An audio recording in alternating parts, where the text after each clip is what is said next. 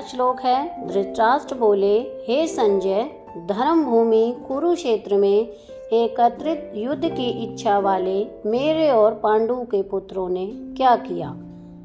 यह श्लोक महाभारत के युद्ध के आरंभ में धृतराष्ट्र द्वारा संजय से पूछा गया प्रश्न है। धृतराष्ट्र, जो कि कुरुवंश के राजा और कौरवों के पिता थे, ने संजय से पूछा कि कुरुक्षेत्र में एकत्र हुए उनके पुत्र कौरव और पांडवों ने क्या किया। यहाँ धृतराष्ट्र धर्म क्षेत्रे और कुरुक्षेत्रे शब्दों का प्रयोग कर रहे हैं, जो कि युद्ध के मैदान का वर्णन करते हैं। धर्म क्षेत्रे का अर्थ है धर्म का क्षेत्र, जो यह संकेत करता है कि यह युद्ध केवल सत्ता के लिए नहीं, बल्कि धर्म और अधर्म के बीच की लड़ाई भी है। कुरुक्षेत्र का अर्थ है कुरुओं का क्षेत्र, अर्थात कौरवों का क्षेत्र। धृतराष्ट्र की चिंता यह थी कि उनके पुत्र युद्ध में पांडवों के साथ क्या करेंगे, और उन्हें इस बात की उत्सुकता थी कि धर्म और अधर्म के इस महायुद्ध में उनके पुत्र कैसे व्यवहार करेंगे। संजय, जो कि दिव्य दृष्टि से संपन्न थे, धृतराष्ट्र को महाभारत युद्ध के घटनाक्रम का वर्णन करते हैं। इस श्लोक के माध्यम से गीता का प्रारंभ होता है, जिसमें धर्म और अधर्म, न्याय और अन्याय के बीच संघर्ष की गूंज सुनाई देती है। संजय बोले, उस समय राजा दुर्योधन ने व्यूह रचना युक्त पांडवों की सेना को देखा और द्रोणाचार्य के पास जाकर यह वचन कहा। इस श्लोक में महाभारत के युद्ध के प्रारंभिक दृश्य का वर्णन किया गया है, जब कौरवों के सेनापति दुर्योधन ने पांडवों की सेना को युद्ध के लिए सुसज्जित और व्यवस्थित देखा, तो वह अपने गुरु द्रोणाचार्य के पास गए। दुर्योधन के इस कार्य से उसकी मानसिक स्थिति और भावनाओं का पता चलता है। वह पांडवों की सेना को देखकर चिंतित और थोड़ा भयभीत था, क्योंकि उसे समझ आ रहा था कि यह युद्ध इतना आसान नहीं होगा। उसे पांडवों की ताकत का आभास हो गया था और इसलिए वह अपने गुरु के पास जाकर उन्हें सूचित करना चाहता था। दुर्योधन की इस मनोस्थिति से हमें यह समझ में आता है कि युद्ध के प्रारंभ में ही उसे अपनी सेना की शक्ति और पांडवों की शक्ति का आकलन करने की आवश्यकता महसूस हो रही थी। यह घटना दुर्योधन की चिंता, उसके अहंकार और उसकी राजसी प्रतिष्ठा के प्रति उसके लगाव को भी दर्शाती है। इस प्रकार यह श्लोक महाभारत के युद्ध के प्रारंभिक क्षणों में कौरवों की मानसिकता और दुर्योधन के भीतर चल रही भावनात्मक उथल-पुथल को उजागर करता है। हे आचार्य, आपके बुद्धिमान शिष्य द्रुपद पुत्र धृष्टद्युम्न द्वारा व्यूहाकार खड़ी की हुई पांडु पुत्रों की इस बड़ी सेना को देखिए। इस श्लोक में दुर्योधन की चिंता और पांडवों की सेना के प्रति उसकी गंभीरता स्पष्ट होती है। यह अपने गुरु द्रोणाचार्य का ध्यान इस ओर आकर्षित करना चाहता है कि पांडवों की सेना को एक सक्षम और बुद्धिमान योद्धा द्वारा व्यवस्थित किया गया है। यहाँ द्रुपद पुत्र धृष्टद्युम्न का उल्लेख महत्वपूर्ण है, क्योंकि वह द्रोणाचार्य का शिष्य होने के बावजूद पांडवों की ओर से युद्ध में भाग ले रहा है। यह दुर्योधन के मन में असुरक्षा और संदेह उत्पन्न करता है, क्योंकि उसे अपने ही गुरु के शिष्य द्वारा सजाई गई सेना का सामना करना है। दुर्योधन की यह प्रतिक्रिया दर्शाती है कि युद्ध की स्थिति ने उसके मन में बेचैनी और भविष्य की अनिश्चितता को जन्म दिया है। वह जानता है कि पांडवों की सेना में न केवल संख्या में बल है, बल्कि उसकी संरचना और नेतृत्व में भी सामर्थ्य है। इस प्रकार यह श्लोक महाभारत युद्ध के प्रारंभिक मनोवैज्ञानिक तनाव को दर्शाता है, जहां दुर्योधन की चिंता और सावधानी स्पष्ट रूप से उभरकर सामने आती है। इस सेना में बड़े बड़े धनुषों वाले तथा युद्ध में भीम और अर्जुन के समान शूरवीर सात्यकी और विराट तथा महारथी राजा द्रुपद, धृष्टकेतु और चेकितान तथा बलवान काशीराज, पुरोजित, कुंती भोज और मनुष्यों में श्रेष्ठ शौर्य पराक्रमी युधामन्यु और बलवान उत्तम मौजा सुभद्रा पुत्र अभिमन्यु एवं द्रौपदी के 5 पुत्र, ये सभी महारथी हैं। इस श्लोक में धृतराष्ट्र के पुत्र दुर्योधन अपनी सेना का वर्णन करते हुए गुरु द्रोणाचार्य को सूचित करता है। वह कहता है कि उनकी सेना में भी अनेक शक्तिशाली योद्धा मौजूद हैं, जो युद्ध में भीम और अर्जुन की तरह पराक्रमी हैं। दुर्योधन अपने आत्मविश्वास को दर्शाते हुए यह बताता है कि उनकी सेना भी उतनी ही सशक्त और तैयार है जितनी कि पांडवों की सेना। महेशवासः, इसका अर्थ है महान धनुर्धारी। यह विशेषण उन योद्धाओं के लिए प्रयोग किया गया है जो धनुष बाण चलाने में अत्यधिक निपुण हैं। भीमा अर्जुन समा युद्धि, इसका अर्थ है युद्ध में भीम और अर्जुन के समान। यह योद्धाओं की वीरता और युद्ध कौशल की तुलना पांडवों के प्रमुख योद्धाओं भीम और अर्जुन से की जा रही है, जो अपनी अपार शक्ति और युद्ध कौशल के लिए प्रसिद्ध थे। युयुधान यानी सात्यकी श्री कृष्ण का प्रिय अनुयायी और यादव कुल का प्रमुख योद्धा, वह अपनी वीरता और युद्ध कौशल के लिए विख्यात था। विराट मत्स्य देश के राजा और पांडवों के अज्ञातवास के समय उनके रक्षक, विराट भी एक महत्वपूर्ण महारथी थे। द्रुपद पांचाल के राजा और द्रौपदी के पिता, वह भी एक शक्तिशाली योद्धा और द्रोणाचार्य के पूर्व मित्र थे। दुर्योधन इस श्लोक में अपने योद्धाओं की वीरता को दर्शाने का प्रयास कर रहे हैं, ताकि वे अपने गुरु द्रोणाचार्य को आश्वस्त कर सकें कि उनकी सेना युद्ध के लिए पूरी तरह तैयार है। इस श्लोक से यह भी स्पष्ट होता है कि दुर्योधन ने अपने योद्धाओं की क्षमता को पहचाना और उन्हें प्रेरित करने का प्रयास किया।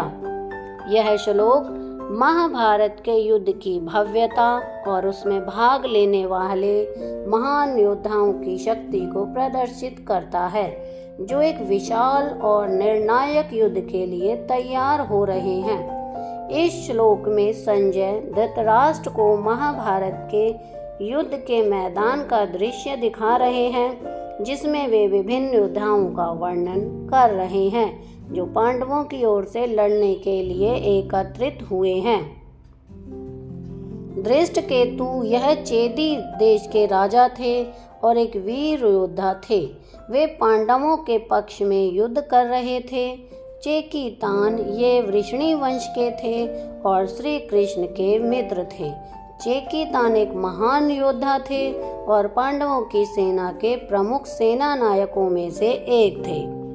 काशीराज, काशी के राजा, जो अपने शौर्य और वीरता के लिए प्रसिद्ध थे, वे पांडवों के समर्थन में खड़े थे।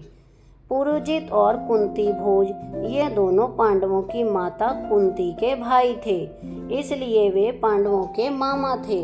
उन्होंने अपने भांजों का समर्थन करने का निश्चय किया था। शैब्य, ये एक प्रतिष्ठित और आदरणीय राजा थे, जो अपनी नीतियों और धार्मिकता के लिए प्रसिद्ध थे। वे भी पांडवों की सेना में शामिल थे। इस श्लोक में वर्णित सभी योद्धा महान पराक्रमी और साहसी थे और पांडवों के प्रति उनकी निष्ठा और समर्थन उन्हें धर्म युद्ध में विशेष महत्व प्रदान करता है। ये योद्धा महाभारत के युद्ध में महत्वपूर्ण भूमिका निभाने वाले थे। इस श्लोक में धृतराष्ट्र द्वारा अपने सेनापति संजय से पांडवों की सेना का विवरण देते हुए कहा गया है। वह बताता है कि पांडवों की सेना में प्रमुख योद्धाओं में युधामन्यु, उत्तमौजा, अभिमन्यु और द्रौपदी के पुत्र भी शामिल हैं। ये सभी महारथी हैं जो युद्ध कौशल और वीरता में अत्यंत निपुण हैं। यह विशेष रूप से महारथा शब्द का प्रयोग किया गया है, जिसका अर्थ है कि ये योद्धा न केवल शारीरिक शक्ति में प्रबल हैं, बल्कि युद्ध की रणनीति और कला में भी निपुण हैं।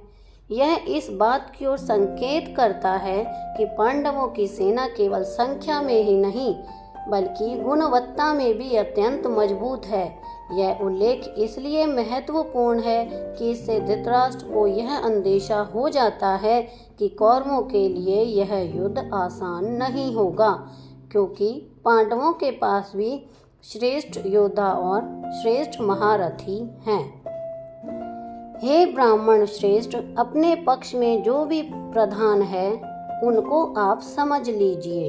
आपकी जानकारी के लिए मेरी सेना के जो सेनापति हैं उनको बतलाता हूँ। यह श्लोक महाभारत के युद्ध के आरंभिक समय का वर्णन करता है। कुरुक्षेत्र के युद्ध के मैदान में कौरवों और पांडवों की सेनाएं आमने सामने खड़ी हैं। इस श्लोक में धृतराष्ट्र का पुत्र दुर्योधन अपने गुरु द्रोणाचार्य से अपने पक्ष के वीर योद्धाओं का परिचय करा रहा है। दुर्योधन यहाँ द्रोणाचार्य को अपने पक्ष के विशिष्ट योद्धाओं के बारे में बता रहा है, ताकि द्रोणाचार्य उनकी शक्तियों और योग्यताओं को जान सकें और उन्हें उचित रूप से निर्देशित कर सकें। वह यह भी दर्शाता है कि कौरवों की सेना में महान योद्धाओं की कमी नहीं है और वे पूरी तरह के युद्ध के लिए तत्पर हैं। इस प्रकार वह द्रोणाचार्य से अपने सेनापतियों का परिचय कराने के लिए कहता है, जो उसके आत्मविश्वास और अपनी सेना की शक्ति के प्रति उसके विश्वास को भी दर्शाता है। आप द्रोणाचार्य और पितामह भीष्म तथा कर्ण और संग्राम विजयी कृपाचार्य तथा वैसे ही अश्वत्थामा, विकर्ण और सोमदत्त का पुत्र भूरिश्रवा। इस श्लोक में दुर्योधन अपनी सेना के महान योद्धाओं का वर्णन कर रहा है।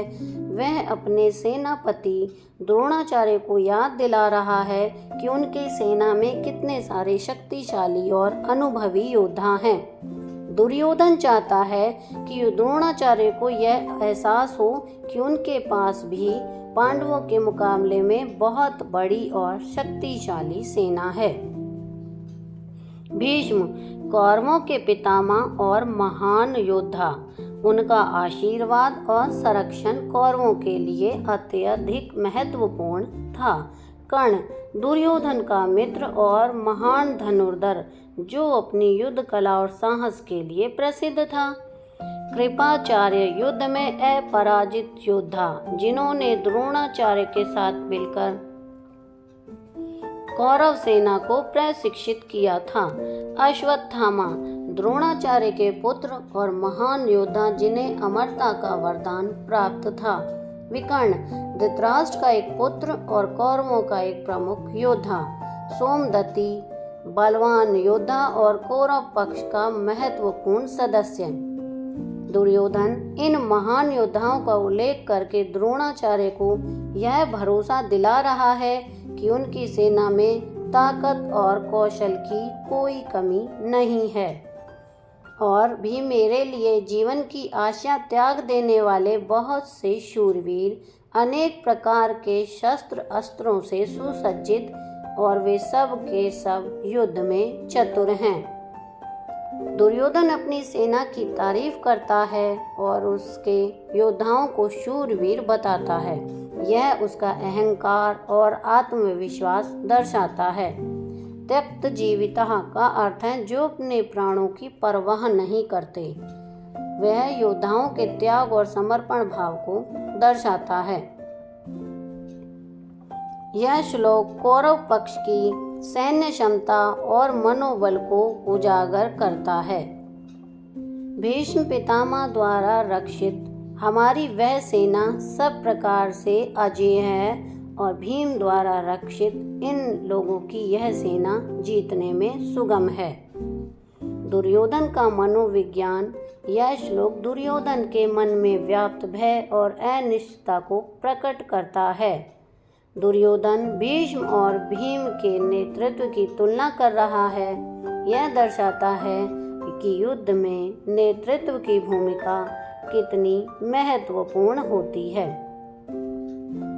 इसलिए सब मोर्चों पर अपनी अपनी जगह स्थित रहते हुए आप सभी निसंदेह भीष्म पितामह की ही सब ओर से रक्षा करें। यहाँ अनेषु का मतलब है मोर्चों या रणभूमि के विभिन्न हिस्सों में यथाभागम अव्यवस्थिता का अर्थ है अपने अपने स्थान पर जमकर डटे रहना। दुर्योधन को भीष्म पितामह पर पूरा विश्वास है, लेकिन वह समझता है कि भीष्म की आयु अधिक है, इसलिए उनकी सुरक्षा आवश्यक है।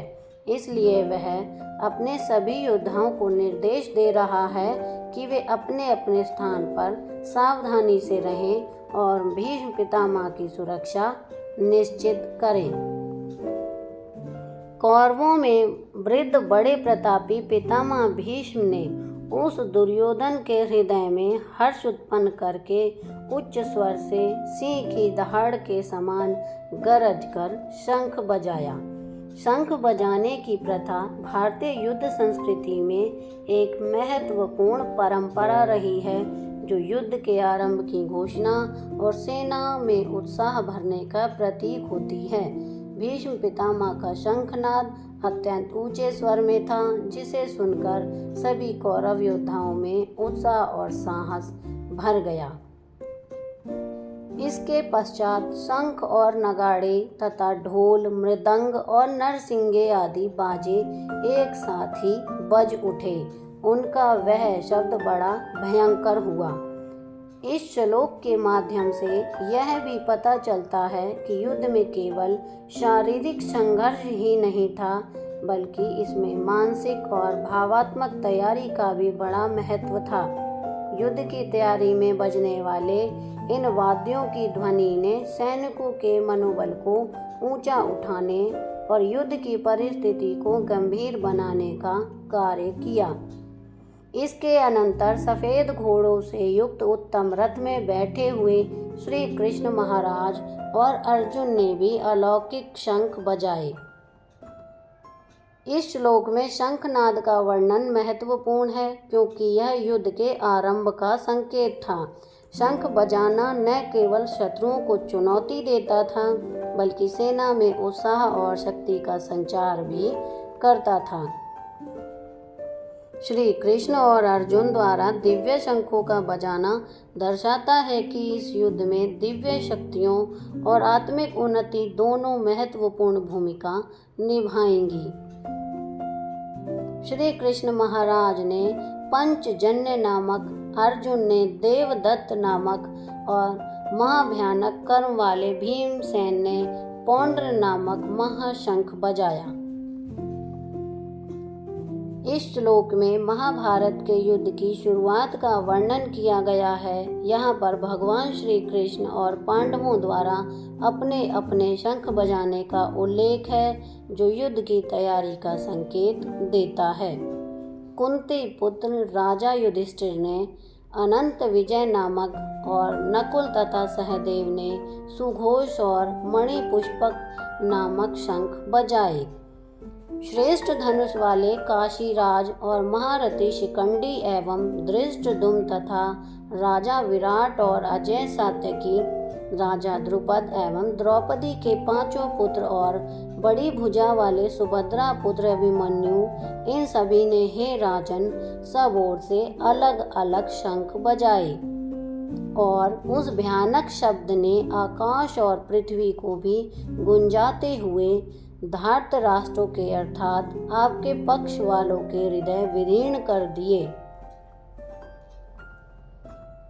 हे राजन, इसके बाद कपिध्वज अर्जुन ने मोर्चा बांधकर डटे हुए धृतराष्ट्र संबंधियों को देखकर उस शस्त्र चलने की तैयारी के समय धनुष उठाकर ऋषिकेश श्री कृष्ण महाराज ने यह वचन कहा, हे अच्युत, मेरे रथ को दोनों सेनाओं के बीच में खड़ा कीजिए और जब तक मैं युद्ध क्षेत्र में डटे हुए युद्ध के अभिलाषी इन विपक्षी योद्धाओं को भली प्रकार से देख न लूं कि इस युद्ध रूप व्यापार में मुझे किन किन के साथ युद्ध करना योग्य है, तब तक उसे खड़ा रखिए।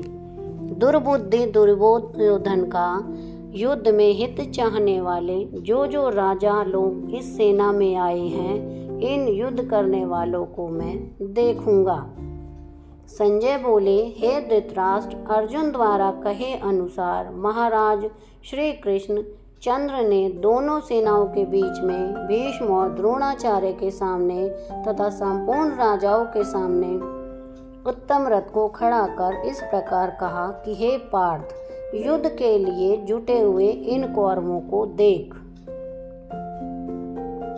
इसके पश्चात प्रथापुत्र अर्जुन ने उन दोनों की सेनाओं में स्थित ताऊ चाचों को, दादों परदादों को, गुरुओं को, मामाओं को, भाइयों को, पुत्रों को, पौत्रों को तथा मित्रों को, ससुरों को और सुहृदय को भी देखा। उन उपस्थित संपूर्ण बंधुओं को देखकर वे कुंती पुत्र अर्जुन अत्यंत करुणा से युक्त होकर शोक करते हुए यह वचन बोले।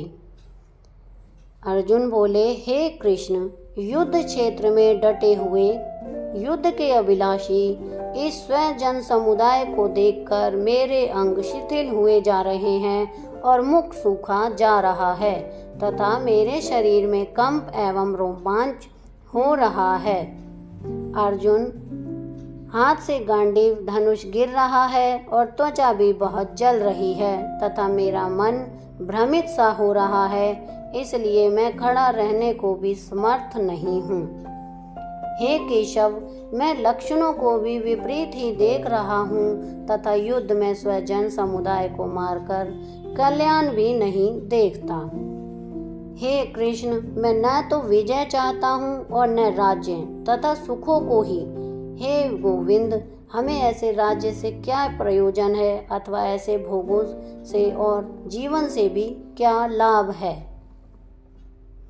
हमें जिनके लिए राज्य भोग और सुखादि अभिष्ट है, वे ही ये सब धन और जीवन की आशा को त्याग कर युद्ध में खड़े हैं। गुरुजन, ताऊ, चाचे, लड़के, उसी प्रकार दादे, मामे, ससुर, पौत्र, साले तथा और भी संबंधी हैं। हे मधुसूदन, मुझे मारने पर भी अथवा तीनों लोकों के राज्य के लिए भी मैं इन सबको मारना नहीं चाहता, फिर पृथ्वी के लिए तो कहना ही क्या। हे जनार्दन, धृतराष्ट्र के पुत्रों को मारकर हमें क्या प्रसन्नता होगी। इन आताताइयों को मारकर हमें पाप ही लगेगा।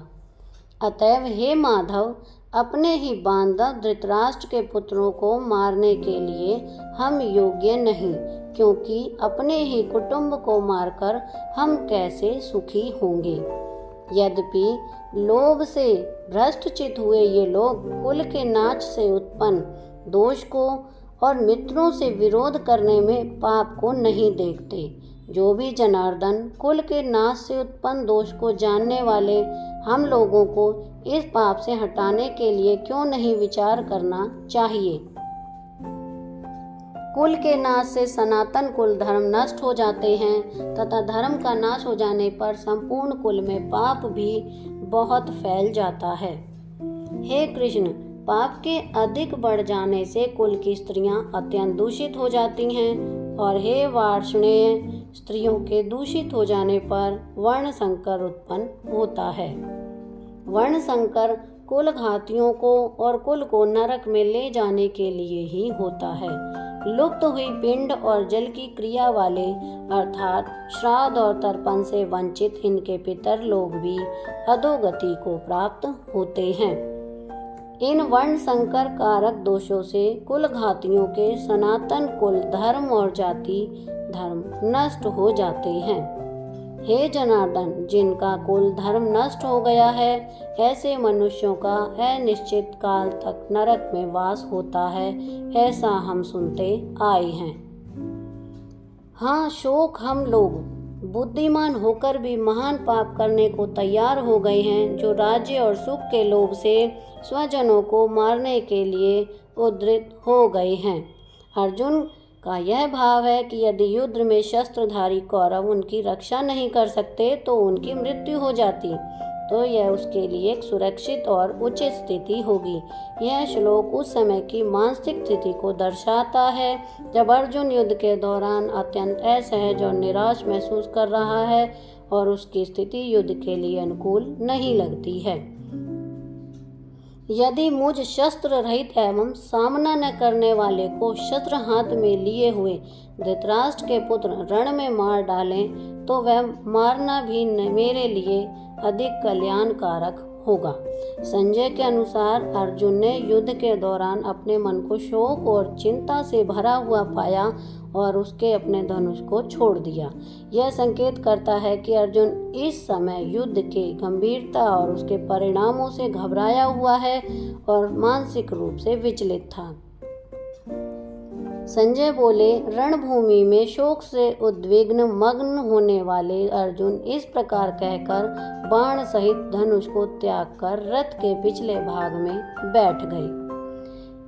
इस श्लोक में संजय द्वारा राजा धृतराष्ट्र को बताते हैं कि अर्जुन ने युद्ध आरंभ से होने से पहले अपने शोक और दुख के कारण युद्ध में भाग लेने से इनकार कर दिया।